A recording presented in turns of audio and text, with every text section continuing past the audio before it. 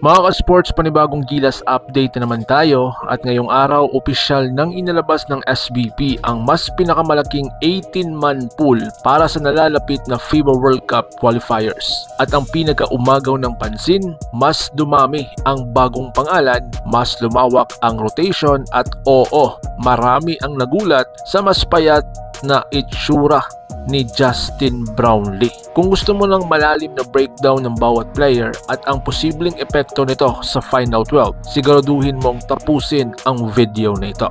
Kung trip mo po ang ganitong content, paiwan ng follow at pa-subscribe na din. Tara, simulan na natin. Mga ka-sports, ilang buwan na nating naririnig na magbabago ang approach ng Gilas dahil sa bagong coaching strategy ni Coach Tim Cone. Ang ibig sabihin nito, mas matindi ang tryouts, mas unpredictable ang Final 12 at mas handa tayo kung may injury o late arrival ng mga international players.